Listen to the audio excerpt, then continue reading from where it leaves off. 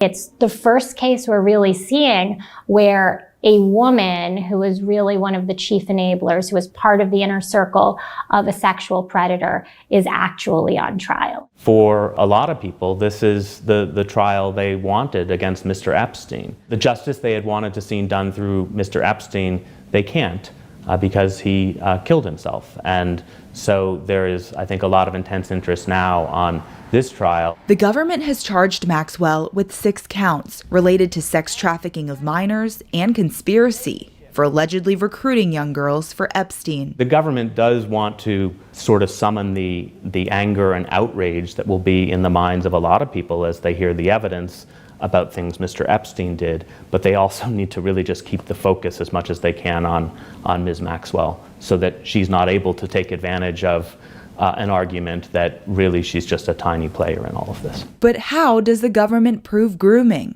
a term with no legal definition?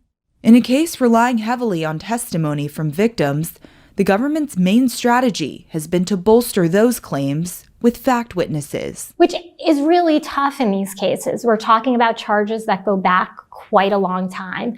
And fundamentally, in so many sex crime cases, it really is 2 people behind closed doors. Here, obviously, there were sometimes more people, but certainly one is already dead. And so it's always a challenge for prosecutors in these types of cases to try and build that out. Some of the ambiguity around acts that can be considered grooming will work for her defense in the sense that she'll be able to argue that conduct like going shopping, having tea, things of that nature where there was no sexual kind of component at all, that she did not understand was grooming. I think more challenging for the defense, obviously, will be conduct that is alleged against Ms. Maxwel, where she's accused of being privy to, sexualized conversations.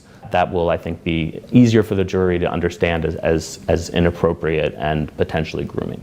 Maxwel's defense has attempted a dual strategy to both maintain her innocence and discredit victims, the youngest of whom was just 14 at the time. On the one hand, the defense is, I'm not Jeffrey Epstein, that she's a different person and she shouldn't be tainted with his crimes.